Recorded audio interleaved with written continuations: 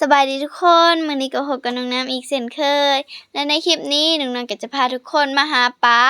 แต่น้องน้ำขอบอกไว้ก่อนล่วงหน้าเลยว่าคลิปนี้น้องน้ำกับพ่อบ่ได้ปลาจักตัวเลยเพราะว่าน้องน้ำอยากทุกคนถ้าลุ้นแล้วก็อยากทุกคนผิดหวังเนาะแต่น้องน้ำก็อยากให้ทุกคนมาเบิ่งว่าเป็นหยังน้องน้ำกับพ่อจึงบ่ได้ปลาเลยก็ที่จะไปรับชมก็อย่าลืมกดไลค์กดแชร์เพื่อเป็นกำลังใจให้น้องน้ำได้สร้างสรรค์ผลงานใหม่ๆออกมาเด้อขันซันเราไปรับชมกันเลยคนพายเรือกับแม่พ่อของน้องน้ำเองนะทุกคนนี่เป็นนักหาปลามืออาชีพเลยนะทุกคนเดี๋ยวมื้อนี้เราสิได้ปลาหรือบ่เนาะ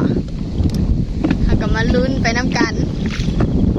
ตอนนี้ก็มาฮอดฝั่งแล้วนะคิดว่าสิได้ปลาบ่พ่อมันลมบ่ได้บ่ได้เราลมแห้งหมดเลยมันลมนะทุกคนเดี๋ยวให้เพิ่น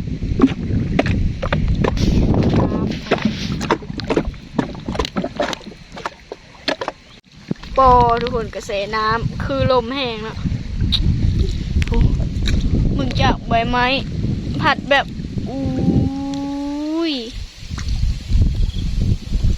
เสกคืนลม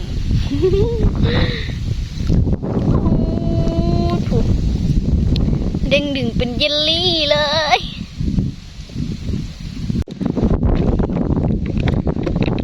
เดี๋ยวน้ำกระสีมาพายเหือให้พ่อใส่หม้อนะทุกคน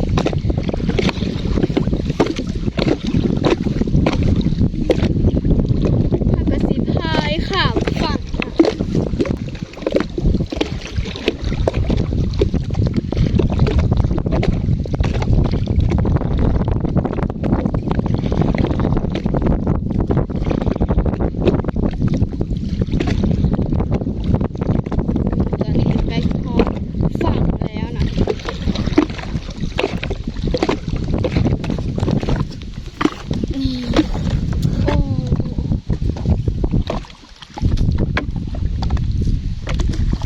ตอนนี้พ่อของน้ำกำลัง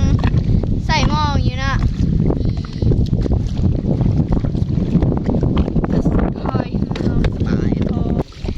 พายเหือ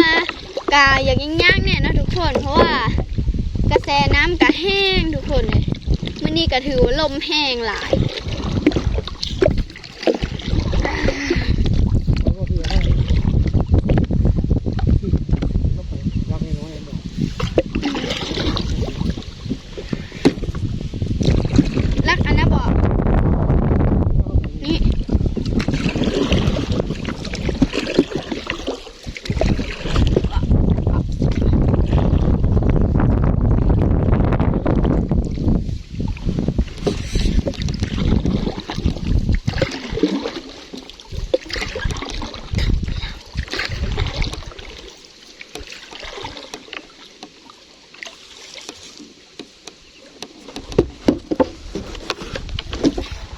นี่ทุกคนตอนนี้ก็เข้ามาฮอตฝั่งบนทีพอยแล้วนะ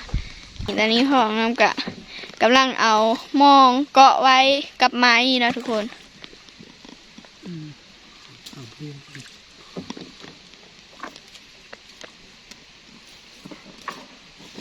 อุ้ยทางนี้ก็มาตัดไม้แล้วทุกคน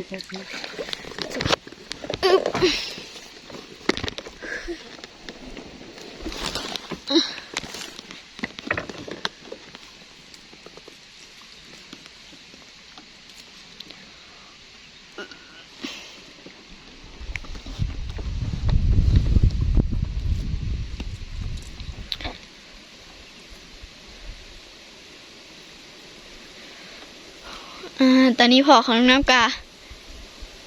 ก็มองใส่กับไม้อยู่นะทุกคนนี่ก็แล้วมื้อนี้เราสิใส่จักตอนพ่อมื้อนี้เราสิใส่2 ตอนเนาะนี่ก็แม่นตอนทำอิฐมองจักเส้นอันนี้4 เส้นตอนทำอิฐก็มอง4 เส้นออกหัวทุกคนโอ้ คนทำอิดนี่พ่อลุงน้ำว่าอยากใส่2 ตอนเนาะแต่ว่าเอาไปเอามานี่ลมกะแห้งขึ้นเราก็เลยว่าสิใส่ตอนเดียวกับพ่อนะเดี๋ยวจังหน่อยเฮาถ่าให้มันมืดแล้วเฮาก็จะไปยามมองนะทุกคน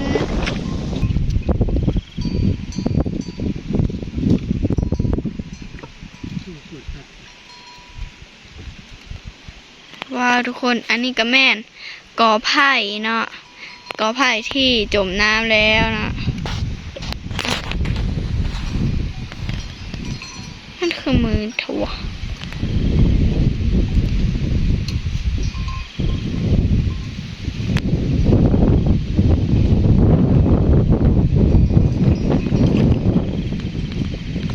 เดี๋ยวน้องน้ำกับพ่อกาสีหนังเศร้าจังไหนแล้วกะจังไปยามมองเนาะ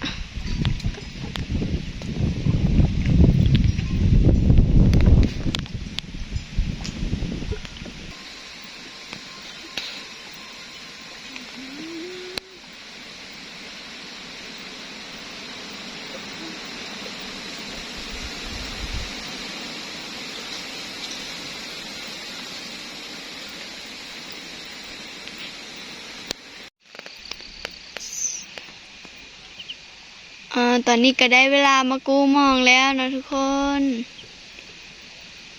นี่อันนี้ก็แม่นรักที่พ่อของน้องน้ใจบ่ำอันนี้คือเดี๋ยวใส่โอ้นี่ทุกคนนี่เห็นปะนี่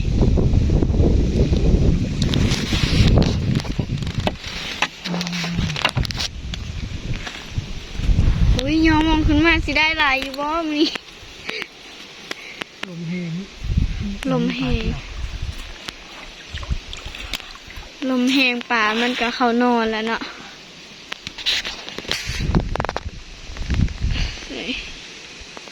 ยังเบิ่งกับบ่มีทุกคนเลยตอนนี้ก็รู้สึกหนาวแหงเฮ้ยเนี่ย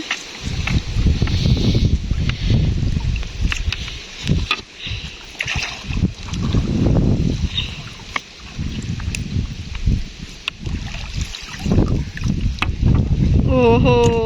บ่ได้ป่าแต่ว่าได้กากไม้มาแทนทุกคนเอ้ย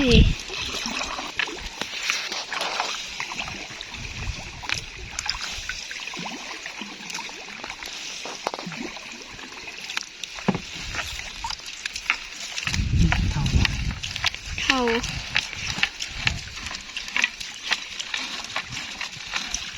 มีเท่าคุณเห็นบอกมีแต่เท่าเขียวหมดเลย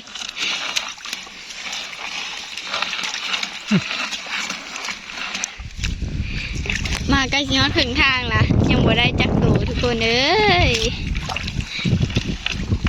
เพราะคิดว่ามองตอนเดียวนี่สิได้ปลาจักตูเท่าอย่างเดียวเท่าอย่างเดียวทุกคนมีแต่เท่า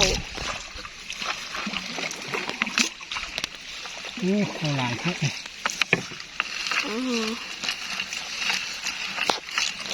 นี่ทางนี้ใช่ไหมใช่ป่าวผมมองวันละผูมองเนาะอยู่บ่อนไหนวะอยู่บ่อนนั่นตี้นี่คือผมเห็นว่ายังโคมไปแล้วเอาหลายคืนไป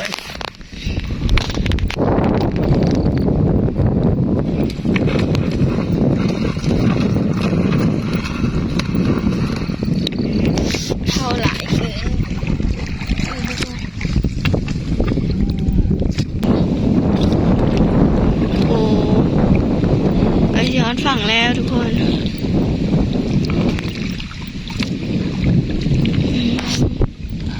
ยังบ่ได้ปลาจักโตถือว่ามื้อนี้ลมแห้งน่าจะบ่ได้ปลาเลยเอาหลายมื้อนี้ถือว่าบ่หมานนะเพราะว่าลมแห้งและก็เท่าหลายพร้อม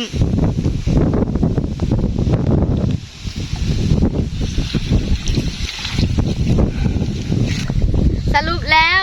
ใส่หมองในมือนี้ ก็ถือว่าบ่ได้ปลาจักตัวเลยทุกคนเพราะว่าลมแห้งแล้วก็เท่าหลายเนาะขันสั้นคลิปนี้น้องน้ำก็ต้องขอตัวลาไปก่อนเนาะบ๊ายบายแล้วค่ะพบกันใหม่คลิปหน้า เสือไง